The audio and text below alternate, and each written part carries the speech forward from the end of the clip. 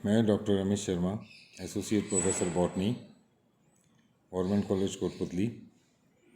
आज हम माइकोप्लाज्मा में जनन किस प्रकार से होता है इसके बारे में बात करेंगे।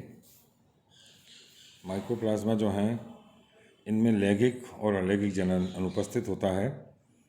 इनमें जनन की प्रक्रिया जो है वो विखंडन, मुकुलन और यंग एलिमेंट्री बॉडीज तरुण प्रारंभिक संरचनाओं के द्वारा होती है। प्रारंभिक संरचनाओं द्वारा जनन माइकोप्लाज्मा में अत्यंत महत्वपूर्ण है। इसके अंतर्गत जनन क्रिया के दौरान सबसे पहले माइकोप्लाज्मा कोशिका से अनेक छोटी एवं गोलाकार संरचनाएं बनती हैं। जो बॉडी है उससे कई छोटी छोटी संरचनाएं बनती हैं जिनको कि प्राथमिक संरचना या प्राइमरी बॉडी कहा जाता है। इनका व्यास लगभग 1 एंगस्ट्रॉम होता है और ये प्रजनन से संबंधित होती हैं। जैसे जैसे प्राथमिक संरचनाओं की आकृति और साइज़ में वृद्धि होने लगती है तो सेकेंडरी और तृतीयक संरचनाएं इनको कहा जाता है। जैसे जैसे बढ़ती जाती हैं तब इनको हम सेकेंडरी, और इनका आकार हम देख रहे हैं यहाँ पे लगातार बढ़ता जा रहा है, तो इनको हम सेकेंडरी और टर्शियरी संरचनाएं इनको कहा जाता है। और जब ये संरचना परिपक्व होकर माइकोप्लाज्मा से टूट जाती है, माइकोप्लाज्मा की जो कोशिका है उससे टूटकर अलग हो जाती है, तब इस टर्शियरी स्ट्रक्चर को, जो क्वाटरनरी स्ट्रक्चर है, कहते हैं। ये चतुर्थ संरचना जो है ये पूर्ण माइकोप्लाज्मा कोशिका के रूप में विकसित हो जाती है। तो इस प्रकार से ये इसमें इस तरह से जनन होता है और ये वापस जो मैच्योर माइकोप्लाज्मा है कोशिका वो हमको प्राप्त यहाँ पर हो जाती है। अब हम बात करते हैं माइकोप्लाज्मा की महत्वपूर्ण जो रोग हैं, जो माइकोप्लाज्मा के द्वारा रोग उत्पन्न किए जाते हैं। और माइकोप्लाज्मा मनुष्यों पर, प्राणियों पर, पौधों पर कुछ महत्वपूर्ण रोग करता है जिनके कि नाम अगर हम देख सकते हैं यहाँ पर। इसमें से मुख्य जो रोग हैं वो हैं stripe disease of sugar cane, little leaf disease of brinjal जो काफ़ी इंपॉर्टेंट डिजीज़ है, big bud disease of tomato, bunchy top of papaya, witches broom of papaya. Phyllody disease भी इनके द्वारा होती हैं, जैसे clover phyllody disease. Cotton virescence भी होता है जहाँ पर कि सारा येलोनेस हो जाती है क्लोवर में भी, कॉटन के अंदर भी। इसी तरह से येलो डिजीज़ ऑफ विंका है। कॉर्न स्मट स्टंट डिजीज़ है जिसमें कि मक्का का पौधा बहुत बौना हो जाता है। विचेस ब्रूम ऑफ पोटैटो है। सिसेमम फिलोडी, सिसेमम फिलोडी जो है ये काफ़ी इम्पोर्टेंट रोग है इसका। और इसी के साथ साथ ही चंदन पर भी ये रोग करता है। चंदन का जो स्पाइक रोग है वो इसके द्वारा होता है। अब इसमें जो मुख्य लक्षण हैं जो पौधों के ऊपर पाए जाते हैं इसके, उनकी अगर हम बात करें तो जो सिम्टम्स हैं माइकोप्लाज्मा डिजीज़ के, उनकी अगर हम बात करें तो वो पौधे का जो तना है वो विभिन्न स्थानों पर पतला, चपटा या मोटा हो जाता है। दूसरा, पत्तियां हमेशा पीली और छोटी हो जाती हैं। येलो डिजीज़ इनसे काफ़ी होती हैं तो पत्तियां उसमें पीली हो जाती हैं, छोटी हो जाती हैं। इस रोग के संक्रमण के कारण पौधे की समस्त जो एक्सिलरी बड्स हैं वो वृद्धि कर एक गुच्छे के रूप में रूपांतरित हो जाती हैं और इस संपूर्ण पौधे की आकारिकी एक झाड़ूनुमा, जिसको कि विचेस ब्रूम कहा जाता है, उसके रूप में प्रदर्शित होती है। तो विचेस ब्रूम जो है वो एक झाड़ू के समान संरचना पूरे पौधे की बन जाती है। फिर पौधे के जो पुष्प हैं उनमें दलपुंज का रंग समाप्त हो जाता है और जो पुष्प के विभिन्न भाग हैं वो हरे होकर पत्तियों के समान संरचना में परिवर्तित हो जाते हैं। तो फिलोडी हो गया और विरिसेंस, ये इसके बहुत कॉमन लक्षण हैं। जब वो सारे भाग पुष्प के हरे होकर पत्तियों के समान संरचना हो गई उनकी, और फिलोडी हो जाती है। रोगग्रस्त पौधा जो है उसमें स्वस्थ फल नहीं बनते या फलों का निर्माण ही नहीं होता, और फल अगर बन भी गए तो उनमें बीजों का अभाव होता है, और यदि फल में बीज बन भी गए तो वे अंकुरित नहीं होते। ट्रांसमिशन ऑफ डिजीज़, अब रोग फैलता किस प्रकार से है। माइकोप्लाज्मा जनित पादप रोगों का संचरण प्राय एक विशेष प्रकार के कीट, लीफ हॉपर द्वारा होता है।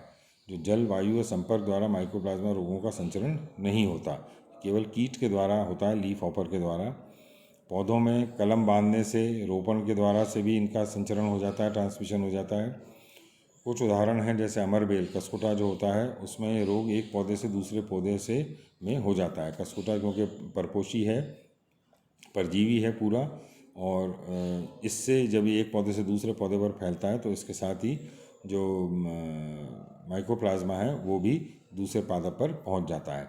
मटर में माइकोप्लाज्मा का संचरण एक्रिथोसाइफन पाइसम नामक एफिड भी एक कीट है उससे होता है। तो जब कोई कीट रोगी पौधे से रस चूसता है तो माइकोप्लाज्मा कोशिकाएं इन कीटों की मुख गुहा की लार सलाइवरी ग्लैंड जो हैं लार ग्रंथियों में पहुंच जाती हैं, और जब यही कीट किसी स्वस्थ पौधे से रस लेता है तो लार के साथ रोग का संचरण कर देता है, ट्रांसमिशन हो जाता है। अब माइकोप्लाज्मा के कुछ ह्यूमन डिजीज़ मानव जन्य रोग क्या हैं? मानव में जो रोग होते हैं माइकोप्लाज्मा के द्वारा, सबसे पहला है एटिपिकल न्यूमोनिया और रेस्पिरेटरी सिस्टम के रोग माइकोप्लाज्मा न्यूमोनी के संक्रमण से होते हैं। फिर इन्फ्लेमेशन ऑफ जेनाइटल्स प्लूरोनिमोनिया, ये माइकोप्लाज्मा होमिनिस के द्वारा होता है। रेस्पिरेटरी ट्रैक्ट इन्फेक्शन, श्वसन नाल में भी संक्रमण मनुष्यों में इसके द्वारा हो सकता है। उसके लिए माइकोप्लाज्मा ओरेल और माइकोप्लाज्मा सेलाइवेरियम जिम्मेदार हैं। मनुष्यों में इनफर्टिलिटी, ये माइकोप्लाज्मा फर्मेंटिस के द्वारा होता है। तो ये मुख्य रोग हैं जो मनुष्यों में होते हैं। इसके अलावा भी माइकोप्लाज्मा की विभिन्न प्रजातियों के संक्रमण के द्वारा मनुष्यों में जो सेंट्रल नर्वस सिस्टम है, टॉन्सिल इन्फेक्शन है, कार्डियोवास्कुलर सिस्टम है, उसमें रोग उत्पन्न हो सकते हैं। अब माइकोप्लाज्मा के द्वारा जंतु रोग कौन कौन से होते हैं? पशुओं का जननांग शोथ, इन्फ्लेमेशन ऑफ जेनाइटल्स, ये माइकोप्लाज्मा बोवी जेनिटेलियम के द्वारा होता है। इसी तरह से बोवाइन प्लूरोनिमोनिया, ये जो है माइकोप्लाज्मा माइकोइडिस के द्वारा होता है। फिर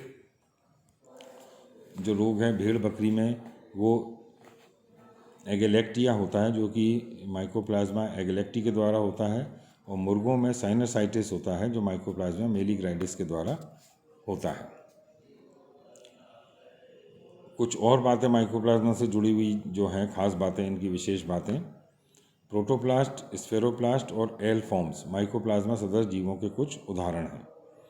आँखों के आंसुओं, नाक से निकलता द्रव्य, मुर्गी के अंडे की सफ़ेदी एवं पेनिसिलिन एंटीबायोटिक में जो लाइसोजाइम नामक पदार्थ होता है वो जीवाणु की वृत्ति को नष्ट कर देता है। परिणाम स्वरूप परासरणीय परिवर्तन, ऑस्मोटिक चेंजेस जो हैं वो जीवाणु कोशिका फट जाती है।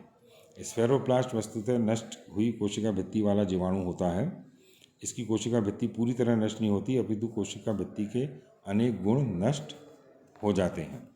एल फॉर्म्स जो हैं वो भी स्फेरोफ्लास्ट जैसी ही रचना हैं, जिसमें कोशिका भित्ति का पूर्णतः अभाव होता है।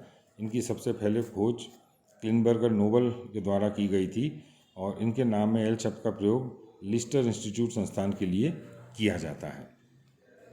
इनका संवर्धन अगर हमें करना हो माइकोप्लाज्मा का, तो संवर्धन जीवाणुओं के समान अगार मीडियम पर किया जा सकता है जिस पर एक कॉलोनी का निर्माण करते हैं। कॉलोनी आकार में छोटी होती है, 0.05 से 0.2 मिलीमीटर तक व्यास की होती हैं। सूक्ष्मदर्शी पर देखने पर ये फ्राइड एग के समान दिखाई देती हैं।